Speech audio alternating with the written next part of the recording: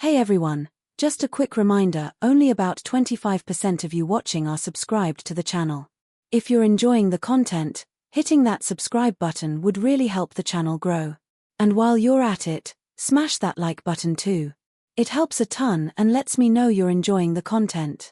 Thanks for being here, and let's dive into the music story.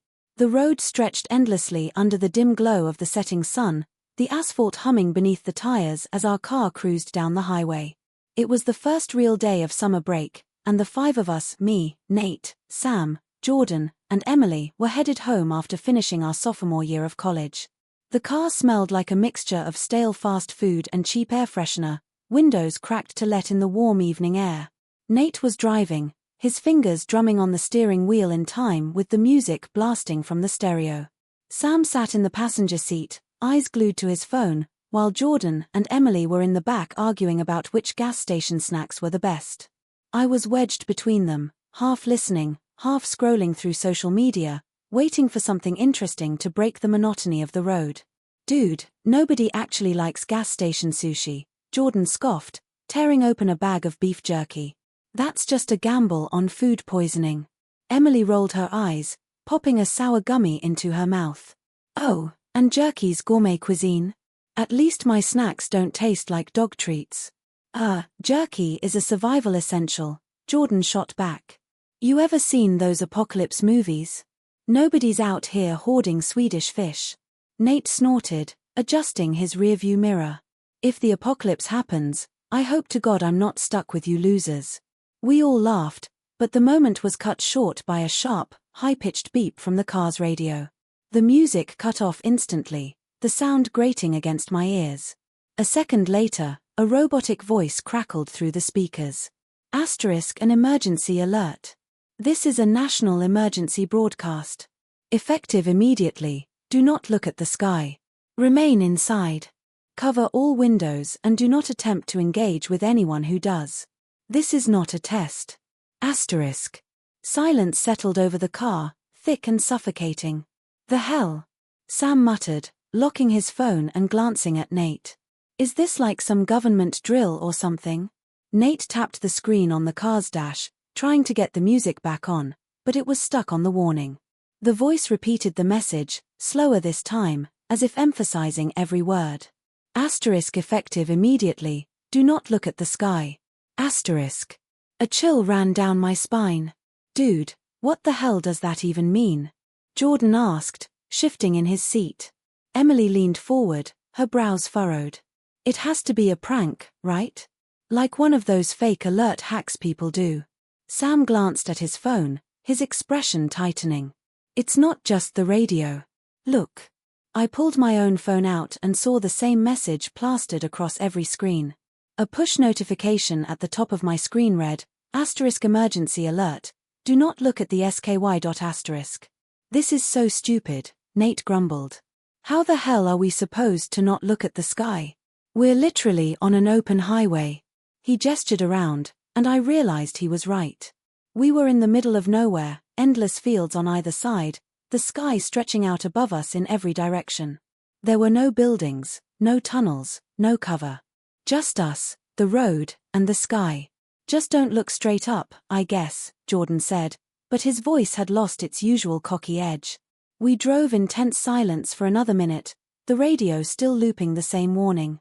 I tried to ignore the growing pressure in my chest, but something about the way the message kept repeating, the way the voice almost sounded strained, made my stomach twist. Then a car passed us on the opposite side of the highway, going way too fast. I barely caught a glimpse of the driver, but in the passenger seat, a woman was pressed up against the window, her face contorted in pure terror. She was screaming, her hands clawing at the glass. Her mouth was moving, but I couldn't hear her words. As they sped past, I caught just a few, don't look up, The car disappeared over the hill ahead, leaving us in stunned silence. Emily's breathing hitched. Did you see that? What the hell is going on? Sam asked, voice low. Nate's grip on the wheel tightened, his knuckles white. Maybe it's some kind of mass panic. Like one of those false alarms. Remember that missile scare in Hawaii? Yeah, Except people aren't usually screaming in terror over a mistake, I muttered, trying to keep my voice steady. Ahead, the sky was darkening, stars beginning to poke through the last remnants of daylight. It should have been beautiful, but suddenly it felt like a trap, like something was waiting up there. Jordan turned in his seat, looking out the back window.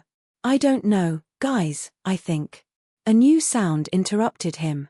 The radio cut out, the static buzzed, then in the same robotic monotone, a new message played.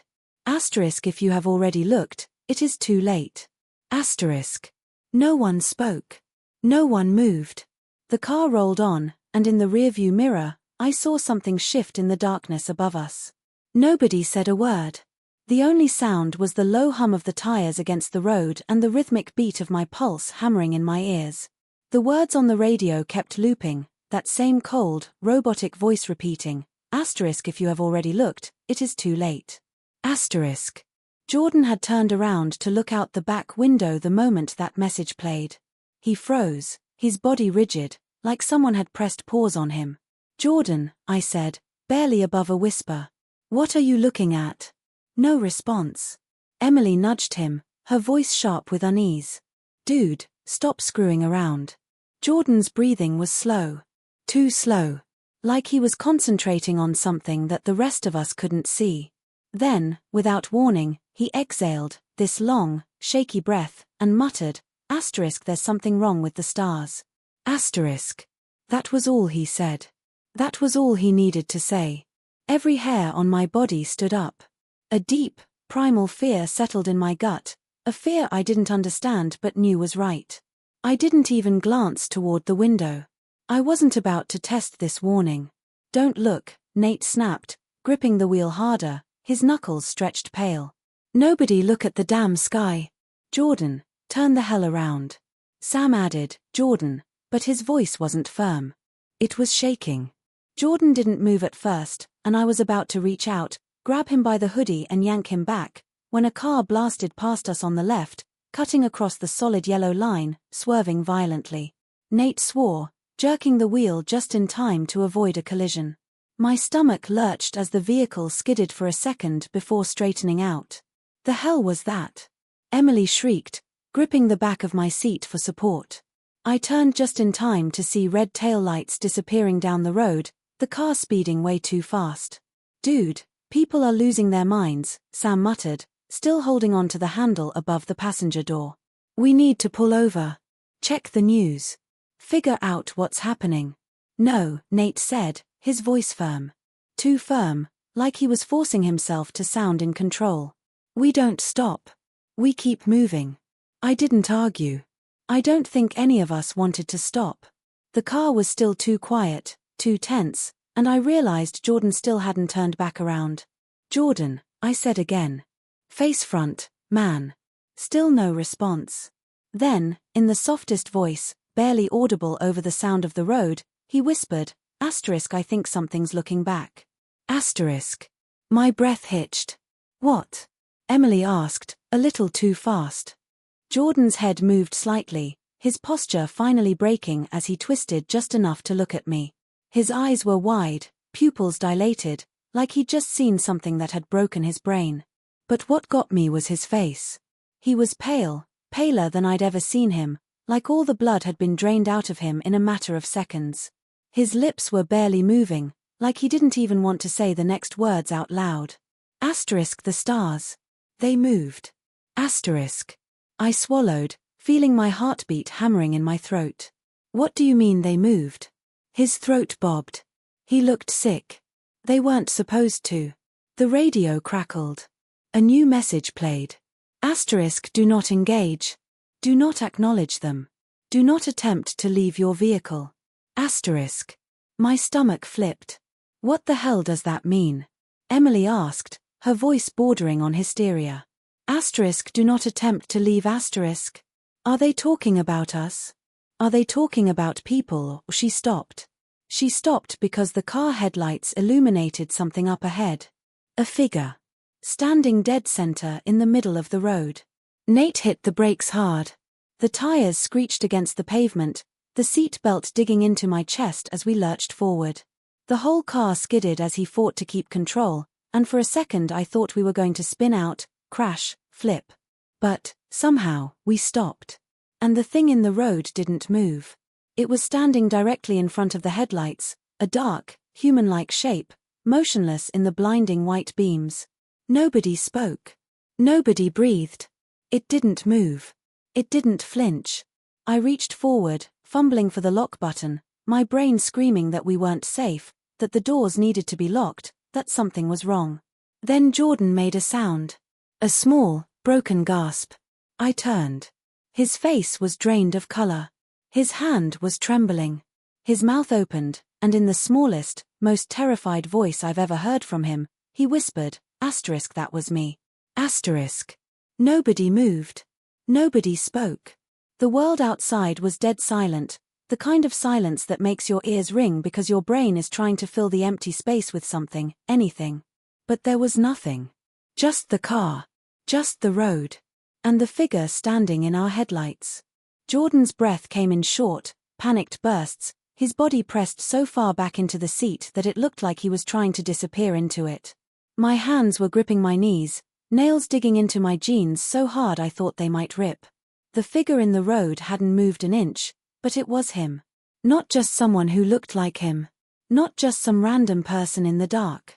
It was Jordan. Same messy hair. Same hoodie. Same worn-down sneakers. And then it took a step forward. Jordan made a small, choked noise, his hands pressing against the dashboard like he wanted to push himself further away. "Don't," Sam said sharply. "Don't make a sound." Emily whimpered. She covered her mouth with both hands, her body trembling against the seat. Nate's grip on the steering wheel was so tight his knuckles looked ready to split open. His jaw was locked, his eyes focused, staring ahead like he was willing himself not to blink. The figure took another step closer. I don't know why, but I felt it then. The pressure. Like the air had thickened. Like something was pressing down on all of us, something we couldn't see, something we weren't supposed to feel. My ears popped. My heartbeat thundered in my chest, too loud, too fast. The radio crackled again. A new message. Asterisk, do not acknowledge them. Do not respond to them. Do not exit your vehicle. Asterisk. A long, awful silence. Then, asterisk, if you see yourself, you must leave immediately. Asterisk. The breath rushed out of me all at once. I felt lightheaded. What does that mean? Emily whispered, her voice shaking. It means we need to go, Sam muttered. Now. But Nate wasn't moving. His hands were still on the wheel, his whole body tense, like he was frozen in place. Nate, I said. He swallowed hard. His breathing was shaky, shallow, like he was forcing himself not to panic. We can't just drive through it, he said, voice hoarse. It's his right in front of the car. I turned back toward the windshield, heart pounding. Jordan's copy was standing directly in front of the hood now, close enough that if he moved an inch more, his knees would be pressed against the bumper. His eyes were empty, mouth slightly open, expression blank like something was wearing Jordan's body but had never actually been human. Jordan let out a strangled sound and finally turned away from the window, pressing his forehead against the back of the seat in front of him. His hands clenched into fists, his shoulders shaking. Don't look at it, I told him, voice low. Don't look anymore. The radio crackled again. Static. And then, asterisk, do not remain in place. Do not remain in place. Do not remain in place. Asterisk. Sam's head jerked up. That's new. Emily was crying quietly, not loud, panicked sobs, just slow, shaking breaths and silent tears. Screw this, Nate muttered. Then, before any of us could stop him, he slammed his foot on the gas. The tires screeched. The car lurched forward, straight into the thing wearing Jordan's face. For half a second, I expected an impact. Expected the body to crumple over the hood. For the windshield to shatter. But instead, we passed right through it. Like it wasn't even there. Like it had never been there at all. I twisted around, my heart in my throat, my whole body numb with cold. Jordan's copy was still standing in the same spot, untouched. The headlights were miles away now, swallowed up by the dark, but I could still see him, still make out that blank, empty expression. Then, just as we rounded the next hill, he smiled. And the world glitched. The road skipped. 1 second we were speeding away, the engine roaring beneath us, the white lines on the pavement stretching endlessly. The next, we were back at the same gas station we had passed 20 miles ago, parked, motionless, as if we'd never left. The station's neon sign buzzed in the silence. The radio clicked off. And in the distance, a new voice whispered, just loud enough for us to hear. Asterisk, you can't leave. Asterisk. The car was dead silent. None of us moved. None of us spoke. The gas station ahead was wrong. Not because it looked different, no, everything was exactly the same as the first time we passed it. The flickering neon sign buzzing in the quiet night. The dull glow of the overhead lights. Even the way the gas pump stood like silent sentinels in the empty lot. Exactly the same. Like time had folded over itself. Like we had never left. Emily broke first. No. The word came out in a choked sob. She shook her head violently, pressing her hands against her temples, rocking slightly in her seat. No. No, no, no. This isn't happening. This isn't real. Sam's jaw was tight, his breathing slow and measured, like he was trying to keep himself together. Jordan was still slumped forward, face buried in his hands. He hadn't said a word. Since he saw himself. Nate gripped the wheel so hard I thought it might snap. His chest rose and fell sharply. He muttered something under his breath. Say it again, I said, my own voice barely above a whisper. His fingers twitched. His eyes darted between the rearview mirror and the gas station, like he was searching for something. I never hit the brakes, he whispered. The words slid down my spine like ice water. What? Sam asked, barely moving. I never stopped the car, Nate repeated. I never let up on the gas. We were moving. We were, his voice cracked. How the hell are we parked? I didn't have an answer. None of us did. The night outside felt too still, like we had been dropped into a photograph instead of a real place. Then, a movement. Something shift inside the gas station. A figure, standing just past the glass doors inside the store. My breath hitched in my throat. Emily whispered, "Did you see that?" Nate exhaled through his nose, gripping the wheel even harder. Yeah. The figure moved closer. Slow. Deliberate. It wasn't a person. Not really. It was the idea of a person. A shape. A silhouette. No features. No face. Just blackness stretching upward, like something had bled into reality from a place it didn't belong. It pressed one hand against the glass. Fingers too long. Wrong. And then it tilted its head, looking straight at us. I sucked in a sharp breath. Sam whispered, "Start the car." Nate's fingers fumbled against the keys. He twisted them so hard I thought they might snap. Asterisk click dot asterisk nothing. Asterisk click. Click dot asterisk still nothing. Emily sobbed, her fingers gripping the seat belt across her chest, knuckles white. The figure raised its other hand, pressed both palms against the glass now. Slowly, like it was testing something. And then, in a single, fluid motion, it raised one hand and knocked. A single, hollow tap echoed across the empty lot.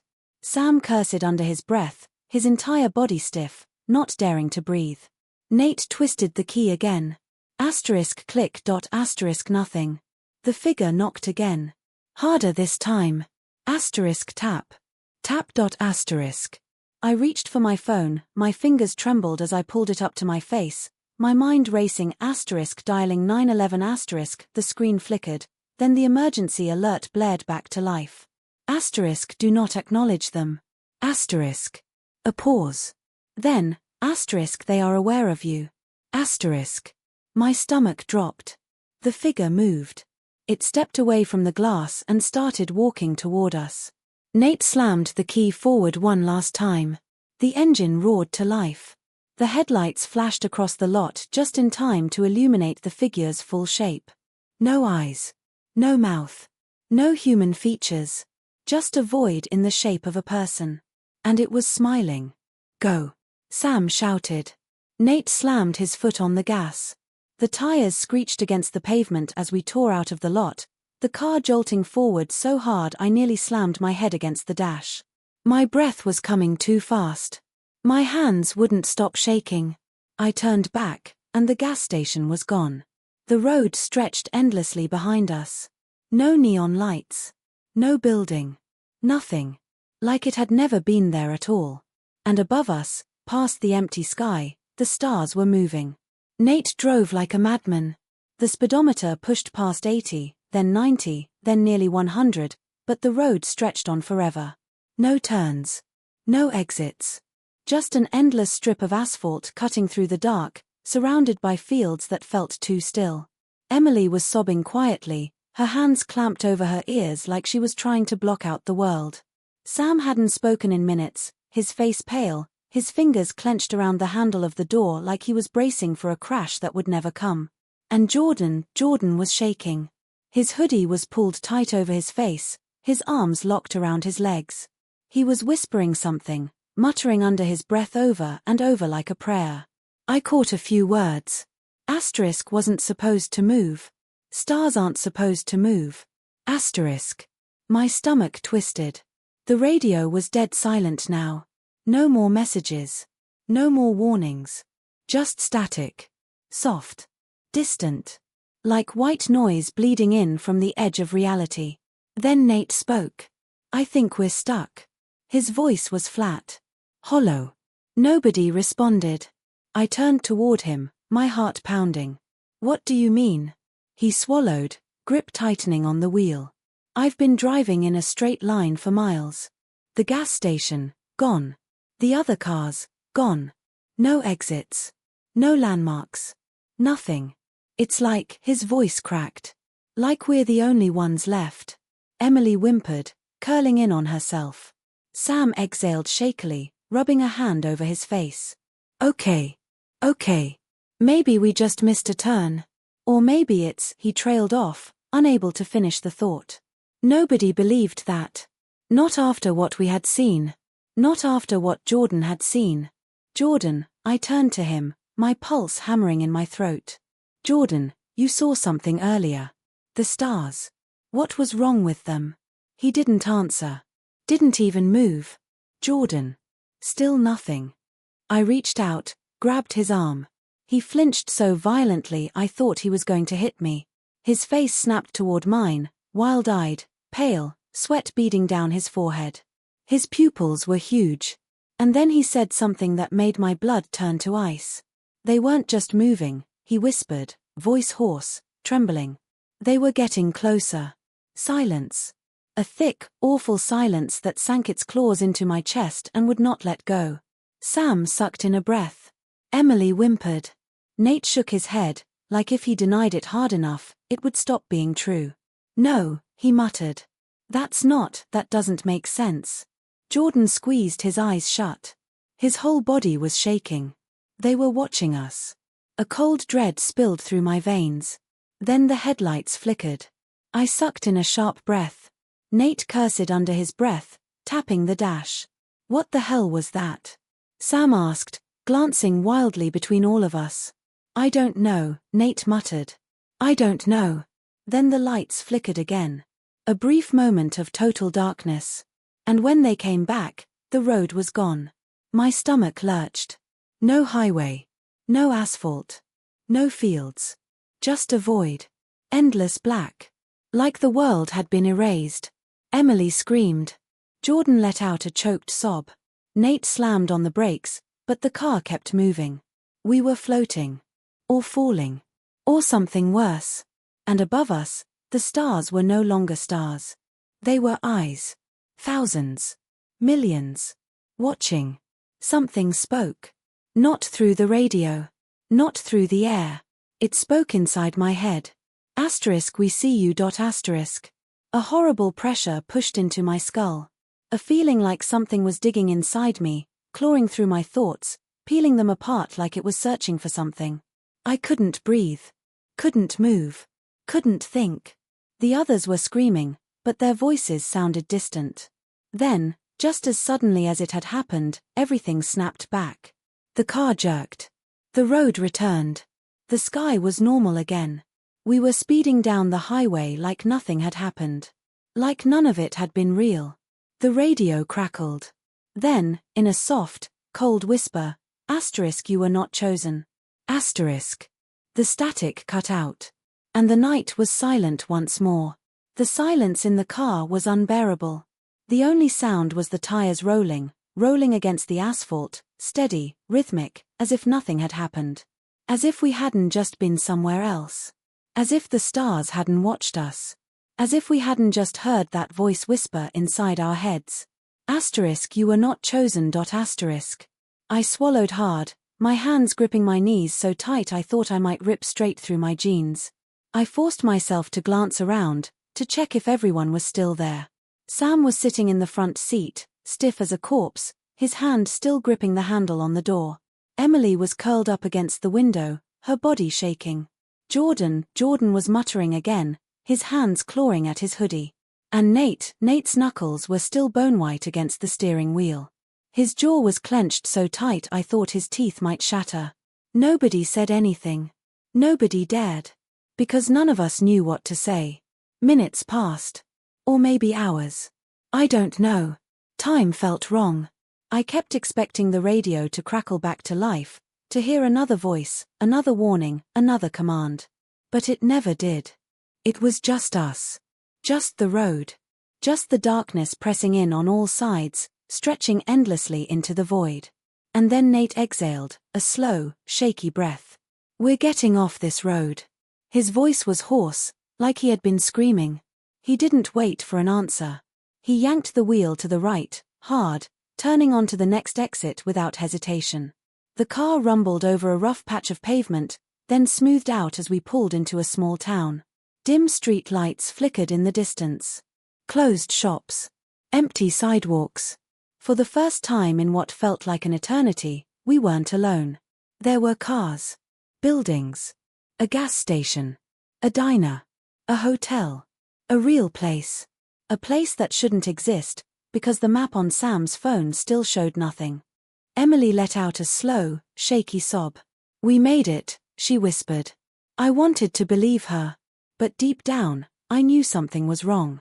Then Jordan laughed. A dry, broken laugh. We all turned toward him. He was staring out the window, eyes too wide, too wild. And then he said the worst thing imaginable. I think they let us go. No one spoke. No one breathed. Because somehow, we all knew he was right. We hadn't escaped. We had been released. The question was why. The town was quiet. Too quiet. No late-night traffic.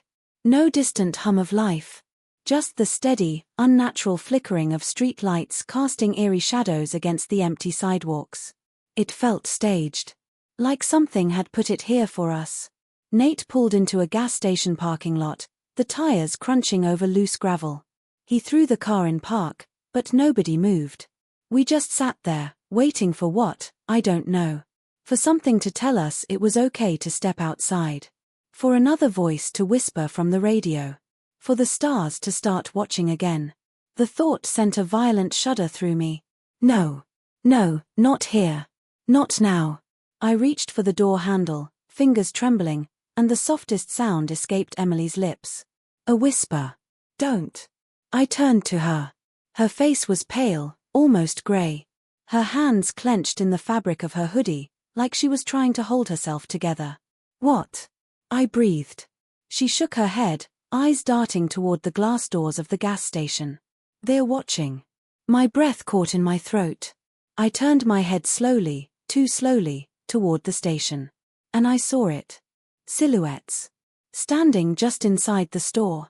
Not moving. Not blinking. Just watching. My pulse slammed into my throat. It was subtle at first, so subtle I thought it was a trick of the light. But then I really looked. Their bodies were too still. Their heads were tilted at unnatural angles. Arms dangling limply. Their faces were no. There were no faces. Just smooth, empty skin where eyes and mouth should have been. The back of my neck prickled. My hands started to shake. We have to go, Jordan whispered, his voice fragile. Emily let out a broken sob, curling into herself. Sam's hands were shaking as he stared at the figures. Nate just sat there, frozen. He knew. We all did. This wasn't a town. This wasn't real. This was another trap. And we had driven straight into it. The nearest figure moved. Not a step. Not a shift. It slid, like something was pulling it forward without its legs moving. My stomach twisted. Another figure moved. Then another. A slow, silent glide toward us, like they were waiting for us to step out of the car. Jordan made a sound in his throat, a strangled, barely contained whimper. Then, in the softest, most delicate voice I had ever heard in my life, one of them whispered, "Asterisk, you should not have stopped." Asterisk. I gasped. Emily screamed. Go. Sam roared. Nate slammed the car into reverse. The tires spun out, kicking up dust and gravel as we shot backward, nearly clipping the gas pump. Nate yanked the wheel, whipping us around toward the road. The figures did not run. They did not chase. They simply tilted their heads. And then they smiled. Not with mouths. Not with faces. But with something deeper. Something inside of them. Something we were never meant to see. Then the gas station blinked out of existence. 1 second it was there. The next, just black. We sped down the road, the town fading behind us. Nobody spoke. Nobody dared. We drove until the sky started turning grey with the first light of morning. Until we saw a real gas station. Until we saw other people. Until we knew, somehow, we were back. And when we finally stopped, when Nate cut the engine, his hands still trembling against the wheel, we all just sat there. Listening. Waiting for a whisper. For the radio to crackle. For the sky to change again. But it never did. It was over. At least, that's what I told myself. But I haven't looked at the stars since. And sometimes, in the dead of night, I still hear that voice. Soft. Patient. Waiting. Asterisk, you were not chosen. Asterisk. But I don't think that means we were safe. I think it just means they're still watching. Waiting for us to make the wrong move. And the next time, we might not be so lucky.